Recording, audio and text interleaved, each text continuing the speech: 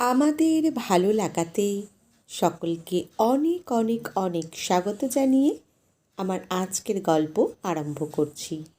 আজকের গল্প বড়দিন। গল্পটি তাহলে শুরু করি।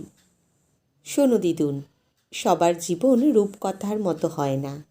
সবার জীবনে ঝোলা হাতে কোনো সান্টাক্লজ আসে না। জীবনটা নিজের।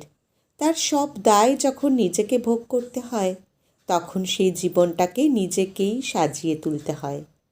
তোর জীবনের খুশি তুই নিজেই বয়ে আনবি। তোর জীবনের স্নানটা তুই নিজেই হবি। নিজেই নিজেকে ভালোবাসবি, নিজেই নিজেকে উপহার দিবি। ৭৫ বছরের ইরা দেবী গঙ্গার ঘাটে জল ভরতে গিয়ে দেখে মেয়েটা সিঁড়ির ধাপে বসে কেঁদেই চলেছে। নিজের বয়সের অভিজ্ঞতা তাকে সাবধান করে। কিছু তো হয়েছেই মেয়েটির জীবনে। ভাঙা গড়া সারা জীবন ধরেই চলে। কেউ খুব সহজে গ্রহণ করে, আর কেউ ভেঙে পড়ে। কেউ ভেঙে পড়ে উঠে দাঁড়ায়, কেউ আর উঠতে পারে না জীবনে। ইরা দেবী ভাবলেন মেয়েটার সাথে ভাব করবে কিভাবে। ও মেয়ে, একটু হাতটা ধরবি রে। বুড়ি মানুষ, মেয়ে চুপ করে বসে আছে। ইরা দেবী বলেই চলে, ধর না দিদুন হাতটা, পড়ে যাব রে সোনা। মেয়েটা এবার তাকায় মুখ তুলে, তারপর এগিয়ে যায় ইরা দেবীর দিকে। সিঁড়ির ধাপে ধাপে উঠে তারপর মন্দিরের চাতালে বসে ইরা দেবী অসুস্থতার ভান করে। ও দিদা, কি হলো তোমার গো?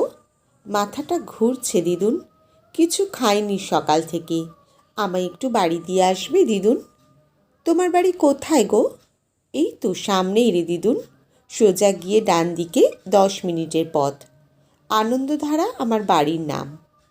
প্রিয়া ইরা দেবীকে জড়িয়ে ধরে নিয়ে চলে। আনন্দধারা একটা দোতলা বাড়ি।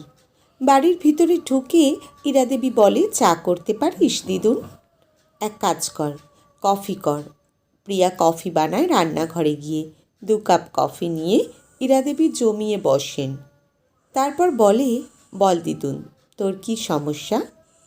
প্রিয়া অবাক হয়, বলে, তোমার শরীর কেমন আছে এখন? ঠিক লাগছে এখন?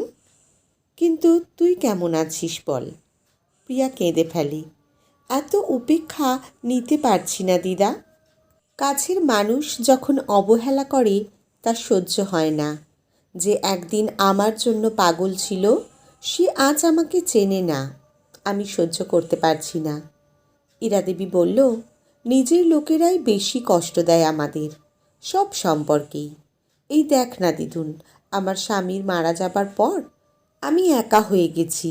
ছেলে মেয়েদের বললেও তারা আমার কাছে আসতো না। ভীষণ একা হয়ে গিয়েছিলাম।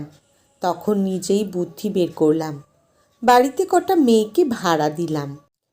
এখন ছেলে মেয়ের টাকাও নিই না, আর মেয়েগুলোর সাথে সব কিছু ভাগ করে নিজেও সুখী থাকি। আজকের গল্প এখানেই সমাপ্ত। কলমে বন্দনা, পাঠে জয়তী। ধন্যবাদ।